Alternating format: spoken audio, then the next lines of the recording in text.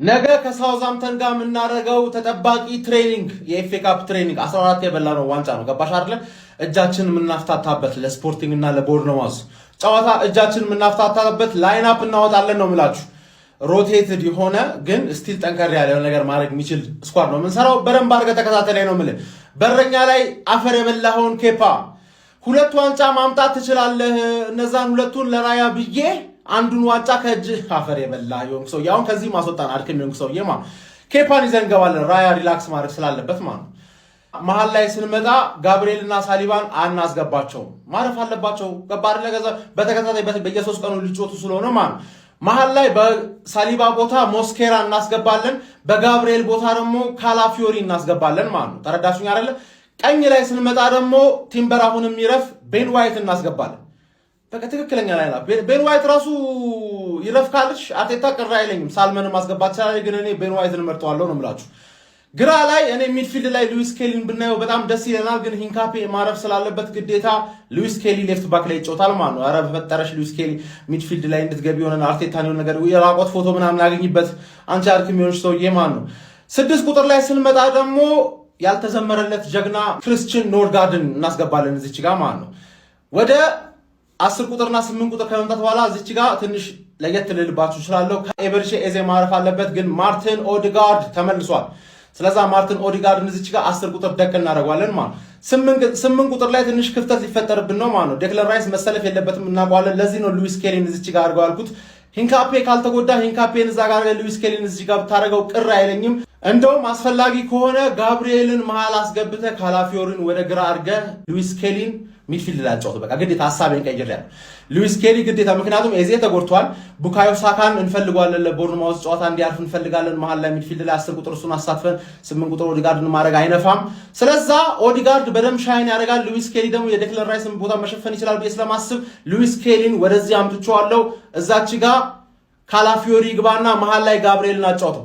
ከዛ ሰከንድ ሃፍ ላይ ደግሞ ሂንካፔን በአንዳቸው መቀየር ትችላለህ። ጋብሪኤል ተከላካይ ስለሆነ ያን ያህል አይደክምም ብለን እንገምታለን። ከፈለክ አካዳሚ ተጫዋች ሳልመን ምናምን ማምጣት ትችላለህ። ኖርማል ኖርምዬ። ወደ አጥቂዎቻችን እንመጣለን ማለት ዊንግ ላይ ቡካዮ ሳካ ማለት ነው። ግን ማክስ ዳውመንን ብታስገባው ምንም ቅር አይለኝም። ማክስ ዳውመን ገባ። እንደውም ማክስ ዳውመን ስታርት ያራጅዬ ልጅ ነው። በዚህ በኩል ደግሞ ስንመጣ ደግሞ ከፕሪሚየር ሊግ ውጪ የሚችለው ማርቲኔሊን መሃል ላይ እናደርገዋለን። ከዛ በኋላ አጥቂ ላይ ጋብሪኤል ጄሱስ፣ ምክንያቱም ያው መጨረሻ ላይ ሊለቅ ስለሆነ እዚች ጋር ገብተህ 4-0 ያልሆነን ጨዋታ እንዴት ማሸነፍ እንደምትችል ታሳየናለህ ብለን እንጠብቃለን። አንተ አድከም የሆንክ ብራዚላዊ ማለት አሻማቀህ ወደዚህም እያሻማቀህ እኛንም አሻማቀህ ግደለን። ቀለል ያለ ትሬኒንግ እናሸንፋለን። አርሰናላውያን እንኳን ደስ አላችሁ። ዛሬ ማለት ነው ሞቅ ያለ አቀባበል ነው የምፈልገው። ኮፒ ሊንክ ሞቅ ያለ ኮሜንት ላይ ገብታችሁ እንኳን ደህና መጣ አክቲቪስት ምናምን ሼሩ በደንብ የጦፈ ነው የምፈልገው። በተለይ አካውንቴ ላይ ገብታችሁ ቅጥቅጥ አድርጋችሁ ኮፒ ሊንክ በደንብ እፈልጋለሁ። ረጅም ጊዜ ቆይታ በኋላ በጣም ረጅም ነው፣ ቀኑን ልገልጸው አልችልም። በኋላ አርሰናላችን ቅዳሜ ልንመለከተው ነው ከሳውዛምፕተን ጋር የኤፍኤ ካፕ ጨዋታለን። ታዲያ ከዚህ ጨዋታ በፊት አሰልጣኝ አርቴታ ጋዜጠኞች ለቀረቡለት ጥያቄ ሀሳብ አስተያየቱን ሰጥቷል። ምን እንዳለ እኔ እንደተለመደው በአጭሩ በበረራ አስቃኛችኋለሁ። እናንተ ፎሎ፣ ላይክ፣ ሼር፣ ኮፒ ሊንክ አድርጋችሁ ለጀማ ታዳርሳላችሁ ማለት ነው። ገባችሁ? ይመቻችሁ። ወደ መረጃው ሳቀናላችሁ። አርቴታ አስቀድሞ የቀረበለት ጥያቄ የተጫዋቾቻችን የጤንነት ሁኔታን ይመለከታል። እሱም እንዳለው ከሆነ ኑኖ ማዱኬ እንዴት ነው ተብሎ ነበር። ማዱኬ በጥሩ ጤንነት ላይ ይገኛል። ልጁ በጣም ከባድ ጉዳት እንዳጋጠመው አስበው ነበር፣ ግን ከትንሽ ቀናቶች በኋላ ወደ ጥሩ ቦታና ልምምድ ሊመለስ እንደሚችል ነው የገለጸው። ሌላው ለአርቴታ የቀረበለት ጥያቄ ከብሔራዊ ቡድን ካምፕ አቋርጦ የመጡ 10 ተጫዋቾቻችን ደህንነታቸው እንዴት ነው ተብሎ ነበር። እሱ በቀጣይ ሳምንት በምናደርገው ልምምድ ላይ ትመለከታለህ ሲል ምን ላይ ሰጠ። ከዛ በተጨማሪም ቲምበር እና ኦዲጋርድ ራይስ ማለት ነው ለሳውዛምፕተኑ ጨዋታ ሙሉ ለሙሉ ዝግጁ እንደሆኑም ገልጾልናል። ጀምአው ኤዜና ሂንካፔ ግን ከሜዳ እንደሚርቁ ነው የገለጸው። ጀምአው ለምን ያህል ጊዜ ከሜዳ ይርቃሉ የሚለውን ግን ግልጽ አድርጎ ማስቀመጥ አልቻለም። ጀምአው በቀጣይ ቪዲዮ ደግሞ ሌሎች ስለ ጨዋታው ያነሳቸውን ሀሳቦች ይዤላችሁ መማጣ ይሆናል። ግን አቀባበላችሁን አይቼ ነው ሞቅ ደመቅ ሸብረቅ ማለት አለበት። ኮፒ ሊንክ ሼሩ በደንብ መጦፍ አለበት። ጀምአው አካውንት የለጥ ስላለ ይመቻችሁ። በነገራችን ላይ በዚህ ሳምንትም ማንቸስተር ዩናይትድ አይጫወትም። ኤፍኤ ካፕ ስለሆነ ኤፍኤ ካፕ ላይ የለበትም። ማንቸስተር ዩናይትድ ተሰናብቷል ከኤፍኤ ካፑና አንዳንዶች እንዲሁም ያው እንደ ጨዋታም እያነሱ ነበረ። ያው ማንቸስተር ዩናይትድ የነዳጅ ወጪ እየቆጠበ ነው እያሉ ነው። ነዳጅ ስለሌለ እንቅስቃሴው መገታቱ ጥሩ ነው የሚል ሀሳቦችን ሲሰጡን እንመለከታለን። ነገ ክለቤን እንደማየው ሳቅ ማለት ነው። ትልቅ ኩራት እየተሰማኝ ነው መላችሁ። ትልቅ እንደኔ የሚሰማው ሰው አለ ወይ ነው ማለት በቃ እናቴ ተሙት የሆነ በቃ የሆነ የወንድሜ ሰርግ ምናምን ያለ እየመሰለኝ ነው። ውስጤ ላይ ያለው ደስታ ነው መላችሁ። እስቲ እናንተን ኮሜንት ላይ አስቀምጡልኝ። ለማንኛውም ከአሰልጣኛችን ጀምሮ እነ ጋብርኤል ጀሱስ አንድ ትልቅ ዋንጫ እንደምናነሳ በጣም እርግጠኞች ነን እያሉ ነው እነ ኦዴጋርድ። ለማንኛውም ይመቻችሁ። እቺን ነገር ከ10 ስንት ሰጣችኋት? እስቲ ኮሜንት ላይ መልካም ቀን ይሁንላችሁ። መልካም ቀን ይላል የአርሴ ፋሚሊ።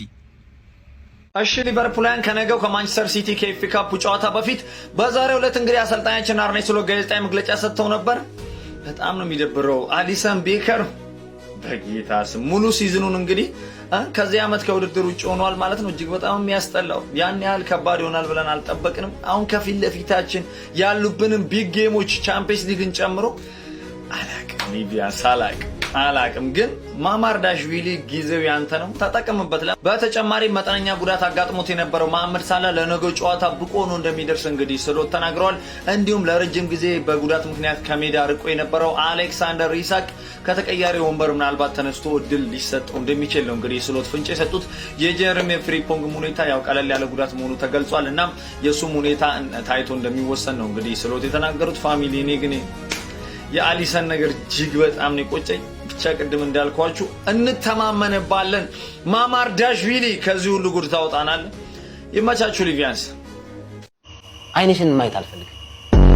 የሚዲያ ሀና ለማታቅ ስራ አስኪያጅ ቡና እንጠጣ እያለች የምትጨቀጭቀኝ የነበረች ሴትዮ የቢሮ ሰራተኛ ማይወዳት የተለያዩ የሬዲዮ ጣቢያ ማናጀሮችን ባየሁበት የሊትሬሲ ሌቭል ለቦታው ማትመጪኝ ክስ ምናምን ስለምትወጪ ጠበቃም ስለማይጠፋ ዙሪያሽ መክሰስ ትችያለሽ። 1 ሚሊዮን ክስ መክሰስ ትችያለሽ እያለች ስትጎተጎተኝ የነበረች ለቦታው ማትመጪኝ ነግርሻለሁ። አስረግጬ ነግርሻለሁ። ዙፋኑም አይገባሽም። አይ ብቃቱም የለሽም። አትመጪኝ ደግሞዋል። ንቀት ስላለብሽ ከቤት ስለወጠረሽ። በነገራችን ላይ አሉላ የወጣ መጨረሻው እንደዚህ ሆነና አንድ ያልገባው ነገር አለና ምናልባት በዚህ ሰዓት አሉላን የሚቀጥር ማንኛውም ድርጅት እንደዚህ አወዛጋቢ ነገር ያደርጋል። ሚዲያውን በዛው ፕሮሞት ይደረግልኛል ብሎ ካላሰበ በጣም አወዛጋቢ ልጅ ነው። እኔ ፐርሰናሊ ካሉላ ጋር ችግር የለብኝም፣ ግን ከሱ ጋዜጠኝነት ላይም ተምሬያለሁ ብሎ ከሚያስብ ሰው የማይጠበቅ አይነት ነገር ነው የሚያደርገው። ነገ አንድ የሚቀጥር ኃላፊ ያንተ ማናጀር ነገ ሌላውንም እንደዚህ እንደማትለው እርግጠኛ አይሆንም ባንተ ማለት ነውና እንደዛ እንኳን ትንሽ አርቀ ማሰብ አልቻልክም። ተቀጥረ ነገ ልትሰራ እያሰብክ በዚህ ደረጃ እንደዚህ ማለት የለብም። አንተ ከተነካ ለሰው ትሰድባለህ ማለት ነው። የሆነ ተምሬያለሁ ብለህ የምትመዘው ነገር አለ፣ ግን ምንም አንተ ቦታው ላይ የለህም። እኔ አሉላ ብቻ አሉላ በቃ ትንሽ ጊዜ ተረጋጋና ጓደኞቹ አብራችሁ ያላችሁ ሰዎች ካላችሁ ጎበዝ አትበሉት። የሲዲ ስፖርት ላይ ያላችሁ ሰዎች ያው ምከሩት አሉላን ለማለት ያክል ነው። ጉዳት ላይ ስላሉ ተጫዋቾቻችን ለቦስ ሚኬል አርቴታ እንግዲህ ከጋዜጠኞች ጥያቄ ቀርቦለት ነበር። እሱም እንዲህ በማለት መልሷል። ቪዲዮውን በደንብ ኮፒ ሊንክ አድርጉት። መጀመሪያ እንግዲህ ስለ ጁሪያን ቲምበር እና ማርቲን ኦዴጋርድ ለነገው ጨዋታ ዝግጁ እንደሚሆኑ ቦስ ተናግሯል። ከዛ ውጭ ኖኒ ማዱዌኬ ያው መጀመሪያ ላይ በጣም ተሰግቶ ነበር፣ ግን በቀናት ውስጥ ይመለሳል ማለት ያው ለሮቡ ጨዋታ ምናምን የማየት እድላችን ሰፊ ነው ማለት ነው።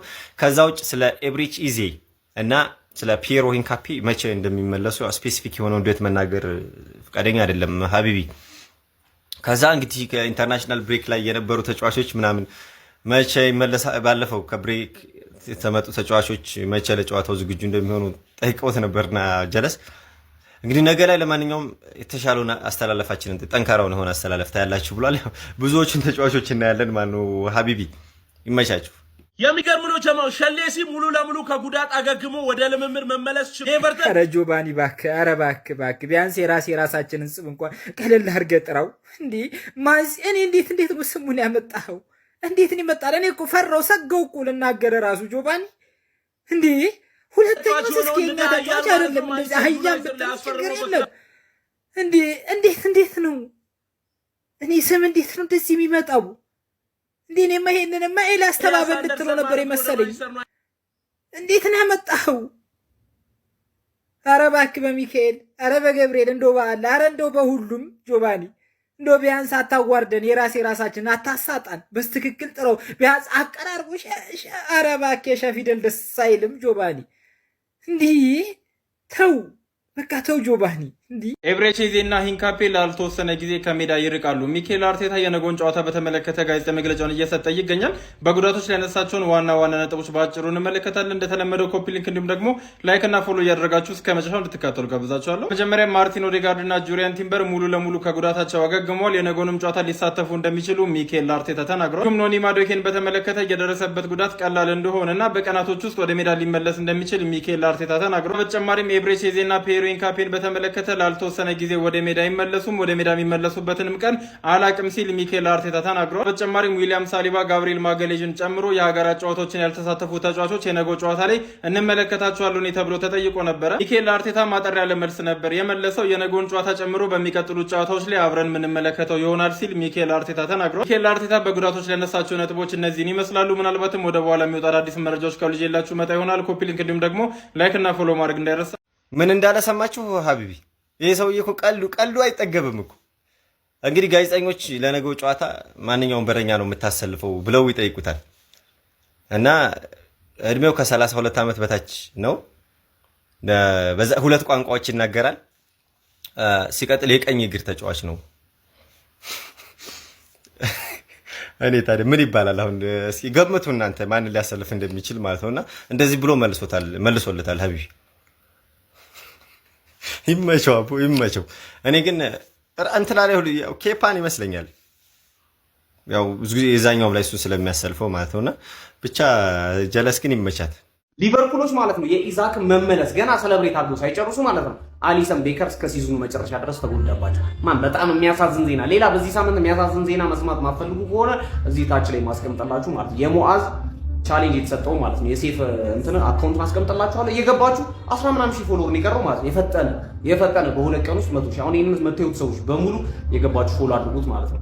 እሺ ይቺኛዋ ደግሞ ዘንድሮ ሻምፒየንስ ሊግ ሊቨርፑል ኦር አርሰናል ግዴታ አንዱ መብላት አለበት ብትባል ማንን ትመርጣለህ? አቡዬ መብላት ከሆነ እኔ አፈር እበላለሁ። እኔ አፈር እበላለሁ። ቀላል ነገር መሞቱ እኮ አለ እኮ ብዙ እኮ። አሁን ለሁሉም ነገር ምን አለ ማለት ሶስተኛ ኦፕሽን አለ። ሶስተኛ ኦፕሽን ምንድነው? ሞት ነው። እና ሞት ደግሞ ደስ የሚል መሞቴ ላይቀር ይሄንን አይቼ ከመሞት ሞቼ ቢሆን አይሻለኝም እንዴ? ስለዚህ ሊቨርፑልም ባይብሎ አርሰናልም ባይብሎ እኔ አፈር ልብላ ነው በቃ። እስቲ ምን ላስተፋሽ ቢልኩ ጭራሽ ኤክስፔክት አላደረኩም ነበር። አይ እንጂ ኤክስፔክት ማድረግ ያለብህማ ይሄ ነው። አይኔ ያያ ወያናም አይበላም አሮጊቷ በቃ ሻስ በቃ አይሆንም። እስቲ ኮሜንት ሴክሽን ላይ ሀሳባችሁን አስቀምጡልኝ። በእንግሊዝ እግር ኳስ የምንጊዜም ውዱ ተጫዋች ወደ ሜዳ ተመልሰዋል። አሌክዛንደር አይዛክ ስዊድናዊ የአጥቂ መስመር ተጫዋች ከ103 ቀናት በኋላ ወደ ልምምድ መመለሱንና ሙሉ የሜዳ ላይ ልምምድ መጀመሩን የመረጃ ምንጮች እየጠቀሱ ይገኛሉ። የሊቨርፑል አሰልጣኝ አርነ ስሎትን በአስተያየታቸው እንደገለጹ ከሆነ ይህ ተጫዋች ከረጅም ጊዜ ጉዳት ቆይታ በኋላ ወደ ሜዳ ተመልሶ በአግባቡ ልምምዱን እያከናወነ እንደሆነ ጠቅሰዋል። አሌክዛንደር አይዛክ ከጥቂት ቀናቶች በፊት ቪክቶር ኮሬሽ ባስቆጠራት የማሸነፊያ ጎል አማካኝነት አገሩ ስዊድን ወደ ዓለም ዋንጫ መግባቷን በሚመለከት ሀሳቡን የሰጠ ሲሆን ለኮሬሽ ምስጋናውን በማቅረብ እኔም መጥቻለሁ፣ ለዓለም ዋንጫው እቀላቀላለሁ የሚል አስተያየቱን ሰጥተዋል። አሌክዛንደር አይዛክ በክረምት የዝውውር መስኮት ኒውካስል ለቆ ወደ ሊቨርፑል ሲያመራ 150 ሚሊዮን ዩሮ አካባቢ የተከፈለበት ሲሆን ይህም በእንግሊዝ እግር ኳስ የምንጊዜም ታሪካዊው ውዱ ተጫዋች አድርገዋል። አይዛክ በቀጣይ ሳምንት በአውሮፓ ሻምፒዮንስ ሊግ ሊቨርፑል ፓሪስ ሰን ጀርመንን በሚገጥምበት ጨዋታ ተቀያሪ ወንበር ላይ የመቀመጥና በጨዋታው የመሳተፍ ዕድል እንዳለውም የመረጃ ምንጮች እየጠቀሱ ይገኛሉ። ሊቨርፑል ነገ በኤፍኤ ካፕ ተጠባቂ ፍልሚያ ማንቸስተር ሲቲን በኢታር ስቴዲየም የሚገጥምበት ጨዋታ በጉጉት የሚጠበቅ ይሆናል። የአይዛክ መመለስ የአርነ ስሎት ቡድን በዘንድሮው የውድድር ዓመት እያሳየው ከሚገኘው ደካማ አቋም አንጻር ምናልባትም ጠቃሚ ሊሆን እንደሚችል እየተገመተ ይገኛል።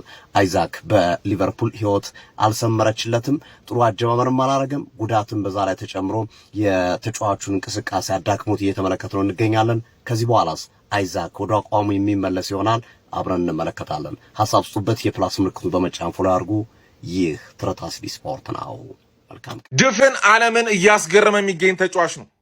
በርካታ እግር ኳስ አፍቃሪያንን በአግራሞት ባርናቆት እጃቸውን አፋቸው ላይ እንዲጭኑ እያስገደደ የሚገኝ አስገራሚ ተጫዋች።